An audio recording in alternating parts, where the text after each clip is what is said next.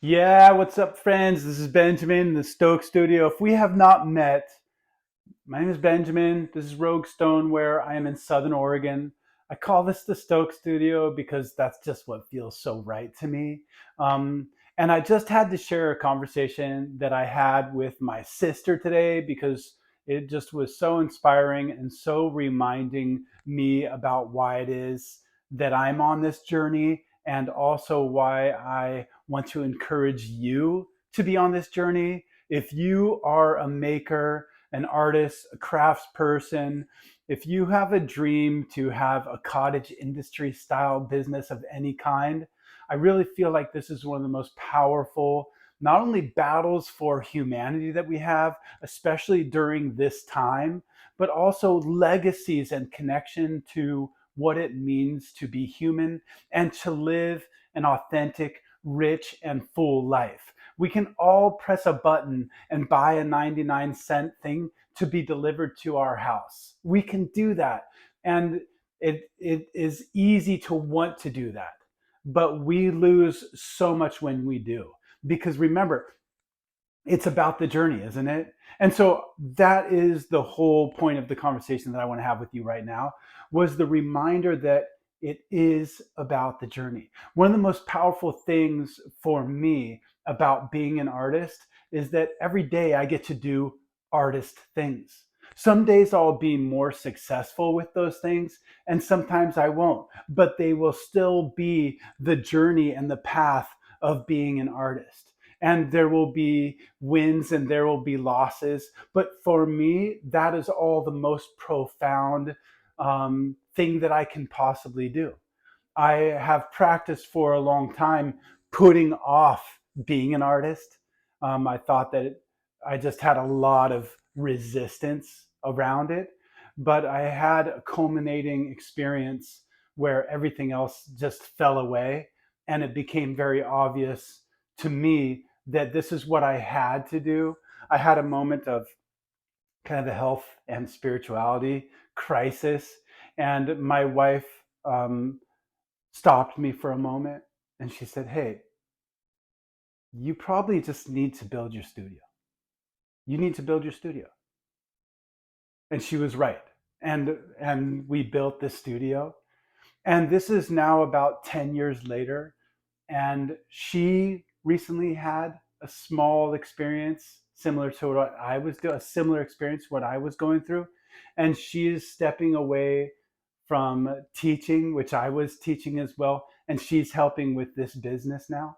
And this business of being an artist and a crafts person and kind of um, building this entrepreneurial way of supporting value in the community and keeping the arts alive and living a life full of purpose. Not that teaching doesn't have that. Teaching is super important.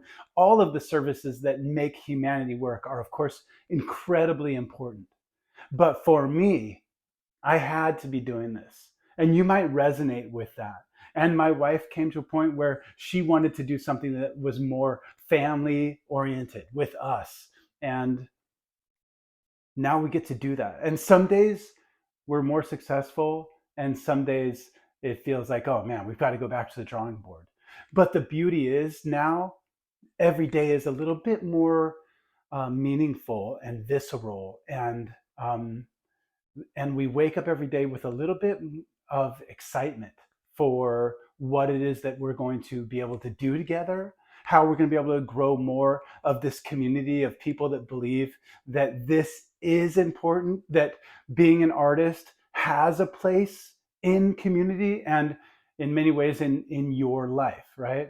And so I just want to, if my sister is listening right now, say thank you so much for reminding me of that today. That we can choose what we're doing with this life. We have these choices every day. I can take my apron off right now, drop it on the floor, and go do a different thing. Will I be successful with that thing? Who the freak knows? And it almost doesn't matter.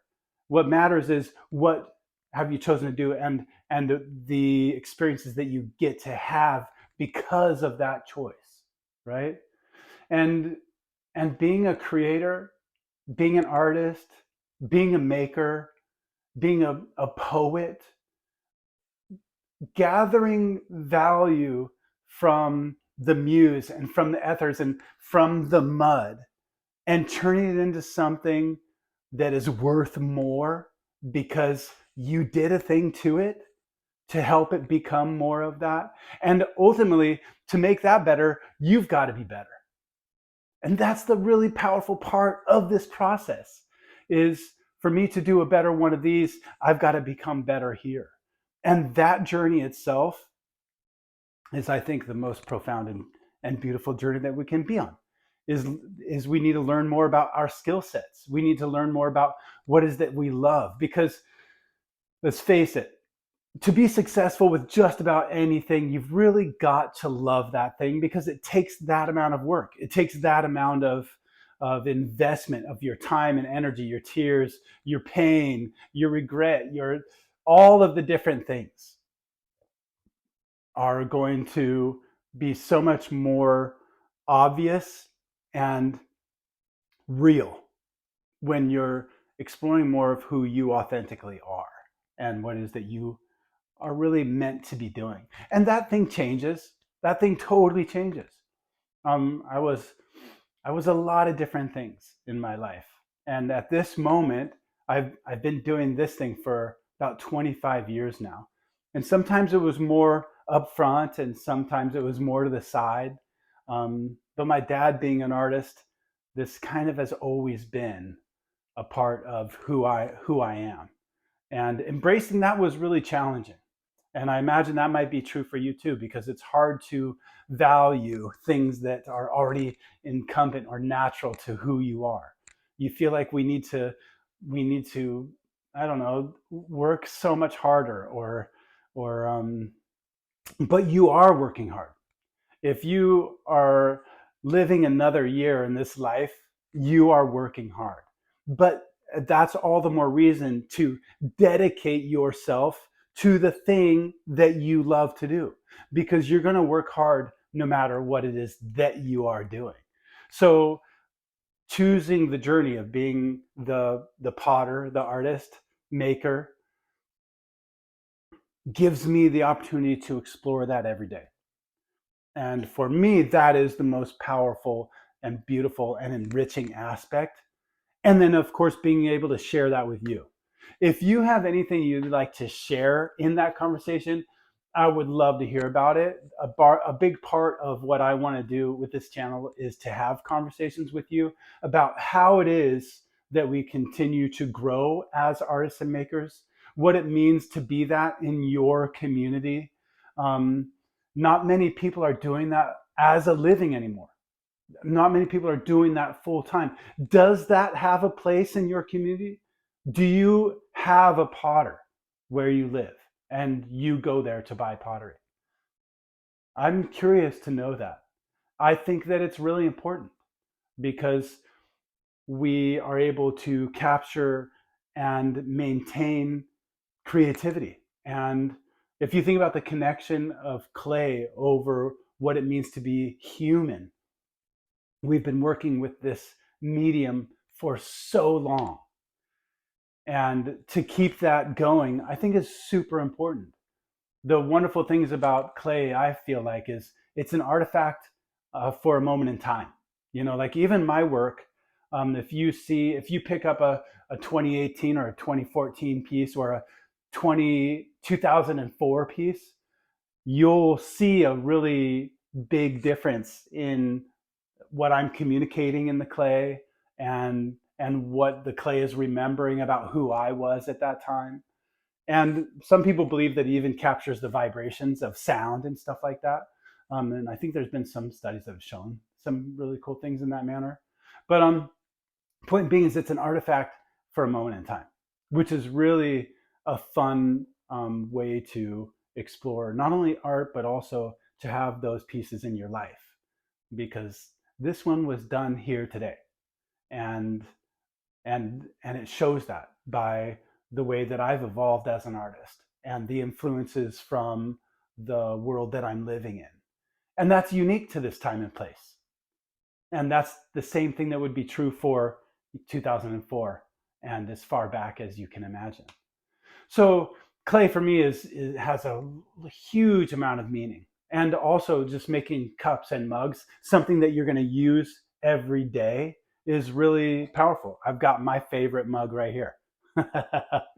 Yeah, this is a naughty, more adult mug, but I love it. This is mine. Yeah, I'm the only one that needs to love this piece. So my whole reason for sharing this with you guys right now was that I want to continue to share this journey, remind you that you have a choice all the time to choose what path it is that you're going to be walking. And sometimes we can just, test that path, and sometimes we can jump all the way on it. There's a time and a place for everything. I'm curious where you are at in your journey right now. And I'd love some more talking points. Like, if you like the way that I talk about things and you want to hear my perspective on something, by all means, let me know. This is a conversation that we're having right here. Or if you think there's someone that I should have an interview with, I'd really love to do that as well. So I've just finished throwing 100 pounds of clay right here. That was a pretty big and fun day. I'm going to go now have dinner with Rebecca, who was working on the internet today, and we were kind of working on our calendar. We're going to be going on a nice hike. I'm super excited about that. We're going to be doing the Catalina Island. We like getting out and playing as well, so we're fitting that in. Hopefully, we will be fitting that in more. But this is a very special year for us because this is the very first year that she's going to be doing Rogue Stoneware with me, or we'll be doing it together full time. She will not be teaching at all. 2005 is the year where it is both her and I doing this business and seeing what that means. How well can we do together? Can I? There's a lot of questions that are arising already about this. We want to continue to live a very balanced life, and but what does that mean? What does that mean right now? We're going to be exploring that, and we'll share that with you. I think it'd probably better have more of that conversation with her. So we'll save that for next time. But I just wanted to remind you, and thank you, Rose, for reminding me that this is a journey and that we have this life that we get to live. What journey do you want to have this lifetime? That is the question. For us, it's kind of around, being an artist, what that means to be a maker, to be an artist, and to live that life, to ask those questions and find some answers for now until we have more questions. So, what is the journey that you want to be on? That at the end of your life, you're like, I did that. I tried that. I was successful or I wasn't. I did the best that I could. The last thing we want to do is say, I never did. I never tried that thing. I never walked that path. But I want to give you permission to do that, whatever that means to you and whatever that thing might be, because if it's there for a reason. And I think that reason is one of the most exciting journeys that we can possibly have is unwrapping that present. And thanks for being here and sharing that presence with me. I look forward to seeing you guys next time.